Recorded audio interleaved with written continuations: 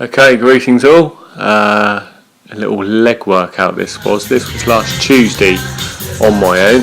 Today's Thursday, 29th of June. My birthday yesterday, 42 years of age. Fucking hell. So it was an add-on from the last video that I made. I was on about the people that I watch, the people that motivate me on YouTube, some of the subscribers.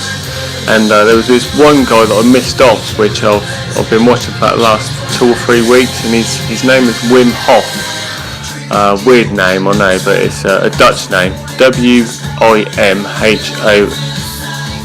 or double F, I'm not too sure. Yeah, he actually claims by putting your body into some extreme conditions and concentrating on your breath quite a bit and hyperventilating almost, you can actually keep yourself fit, keep yourself away from any illness. And he also mentions that doing his method you can actually reverse any illnesses that you've got, you know. So I've obviously having MS, my ears pricked up, and I thought I'd give it a fucking go, you know.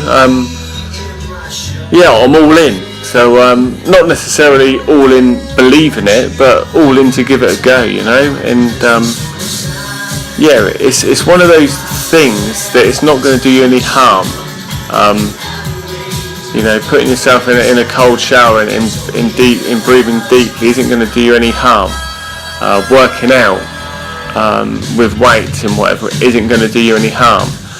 Going into the oxygen chamber at the therapy centre isn't going to do you any harm. Having acupuncture again isn't going to do you any harm. And I don't mind doing those kind of things, you know. It's those things that if it is going to make any difference, it's going to make a difference for the better, you know. It's going to do something good for yourself.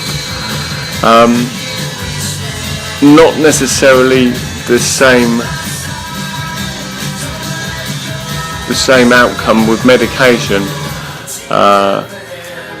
There's a lot of side effects with a lot of the medication that are available, not just for MS, but medication in general, you know.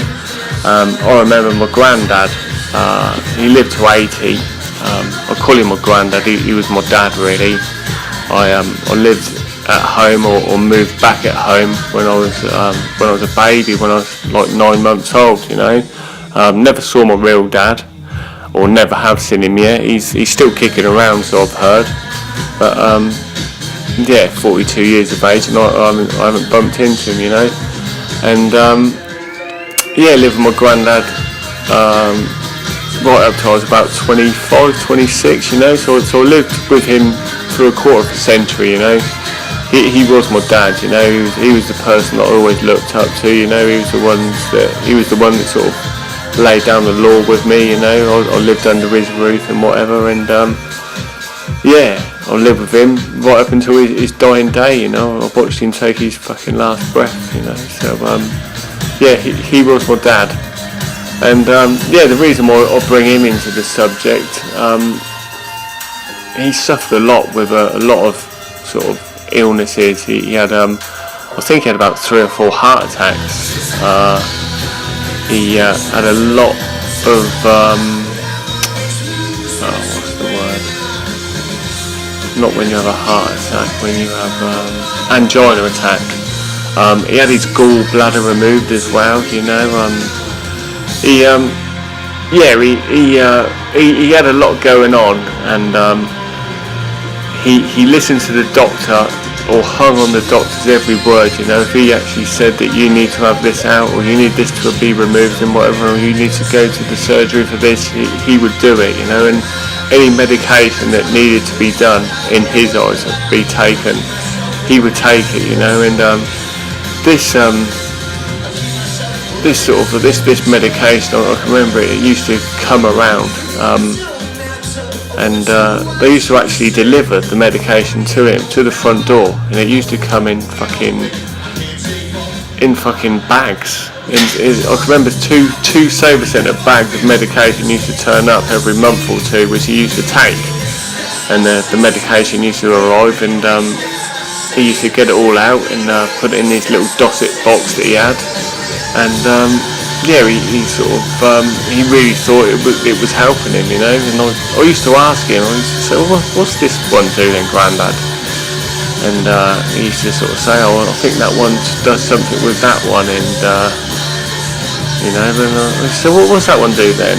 Like, I wasn't grilling him, you know. I was more curious for myself, you know. I was only like in my 20s anyway, and I was just like amazed how much fucking medication a man can take, you know. And I think with having that experience in my life, and him getting to a point where he used to take absolute everything that was available or what was given to him, you know, without questioning it, without even knowing what it was doing to him or whatever. And I used to just think, is it doing you any good? Do you need this much? Obviously, when you go onto that much medication, you can't just come off of it, you know. It's I don't know. It's having that experience at a fairly young age. I've always questioned medication, so I thought I'd share that with you, and see you in the next one.